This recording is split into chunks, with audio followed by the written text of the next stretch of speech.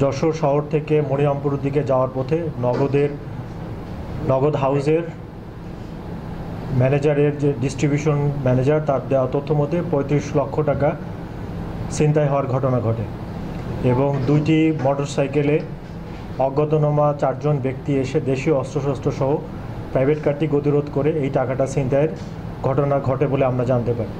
এই ঘটনা ঘটার সাথে সাথে মনিরামপুর থানা পুলিশ, যশোর ডিবি এবং সাইবার ক্রাইম ইনভেস্টিগেশন সেল এর সদস্যরা মাঠে নামে এবং বিভিন্ন তথ্য উপাত্ত বিশ্লেষণ করে গোপন সংবাদের ভিত্তিতে পুলিশি কলাকৌশল প্রয়োগ করে যশোর জেলার বিভিন্ন জায়গায় অভিযান পরিচালনা করে গতকাল রাত আনুমানিক 3টার দিকে এই ঘটনার সাথে সম্পৃক্ত 7 জনকে আমরা গ্রেফতার করতে সক্ষম হয়েছি এবং এই খোয়া যাওয়া 32 লক্ষ টাকা পুলিশ উদ্ধারপূর্বক জব্দ করেছে এবং আমরা এই গ্রেফতারকৃত অভিযুক্তদের প্রাথমিক জিজ্ঞাসাবাদে আমরা জানতে পেরেছি দীর্ঘদিন ধরে এই নগদ হাউজে কর্মরত প্রাইভেট কার চালক সাজু এবং তার ভাইরা এমদাদুল এবং তার অপর সহযোগী সুজন, এই 3 জনে মিলে এই টাকা লুট করবার জন্যে তারা পরিকল্পনা করে এবং সেই পরিকল্পনার মোতাবেক ঘটনার দিনে তারা তাদের এই লুটের ঘটনাটি ঘটায় এবং পরবর্তীতে জিওএসআর দিগদানা নামক জায়গা থেকে ঘটনার সাথে সম্পৃক্ত এমদাদ তার কাছ থেকে 16,55,000 টাকা আমরা উদ্ধারপূর্বক জব্দ করি এবং অপর জন সুজন তার কাছ থেকে 15,50,000 টাকা আমরা উদ্ধারপূর্বক জব্দ করি এবং সুজন, রনি, সাগর, সোহেল রানা এই 4 জনই মূলত মোটরসাইকেল যোগে এই ঘটনাটা ঘটিয়েছে এবং তাদের বিরুদ্ধে মনিরামপুর থানায় মামলা দায়ের হয়েছে এবং তাদেরকে আমরা আদালতে সোপর্দ করব। মোটরসাইকেল, একটি চাপাতি, একটি চাকু এবং যে ব্যাগের মধ্যে টাকা ছিল সেই ব্যাগটিও আমরা উদ্ধার করতে সক্ষম হয়েছি। যখন কথা বলেছি তখন সে আমাদেরকে জানিয়েছে যে তাকে শিখিয়ে দেওয়া হয়েছিল যে টাকার পরিমাণটা বাড়িয়ে বলবার জন্য। পরবর্তীতে যখন আমরা আবার তাকে জানতে চাই তখন সে টাকার অ্যামাউন্ট বলে 35,05,500 টাকা।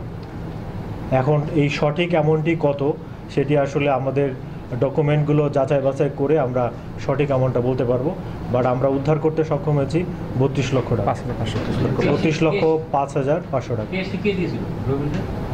এটা ওই ডিস্ট্রিবিউশন হাউজে কর্মরত করে একজন। আমরা যেটা নিয়ে কাজ করেছি সেটি হচ্ছে একটি দস্যুতার ঘটনা ঘটেছে এবং এই দস্যুতার ঘটনার রহস্য উন্মোচন করা, অভিযুক্তদের গ্রেফতার করা এবং এই কাজটা করবার জন্য আমাদের দরকার হচ্ছে এই ঘটনার একটা অভিযোগ দায়েরকারী এবং একজন বাদী এবং সে বাদী হচ্ছে লিপু। এটি আমাদের জন্য যথেষ্ট আমাদের কাজ এবং আমরা সেই তথ্যগুলোর ভিত্তিতে আমরা এটা অভিযুক্তদের গ্রেফতার করেছি এবং টাকা উদ্ধার করেছি। আমাদের উদ্দেশ্যটা দরকার হচ্ছে এই ঘটনার সাথে কি তথ্য, একটা হচ্ছে এটা মামলার বাদীকে এবং টাকাটা কারা এটা লুণ্ঠিত করলো এবং কিভাবে কোন প্রক্রিয়াতে করেছে। এখন যদি এইটা তদন্তর প্রয়োজনে অন্য কোনো বিষয় থাকে সেটা পরবর্তীতে এটা দেখা হবে। সেটা হচ্ছে যে এখানে যদি কমপ্লেনটা এরকম থাকতো যে এটার মালিকানাগত কোনো বিষয়ের সাথে এটার কোনো ক্রিমিনাল অফেন্সের কোনো যোগসূত্র আছে কিনা তাহলে সেটা আমরা অবশ্যই দেখব। আর যেহেতু হচ্ছে আমার এই ঘটনার সাথে জড়িত যারা এবং উদ্ধারের সাথে সম্পর্কিত, এটা তো এখানেই শেষ না, এটা হচ্ছে আমাদের প্রাথমিক তদন্তের প্রেক্ষিতে স্টেপস। এর পরবর্তীতে এটার সাথে যদি ওই বিষয়গুলো চলে আসে আমার তদন্তের স্বার্থে অবশ্যই সেটা পুলিশ এদিকেই যাবে।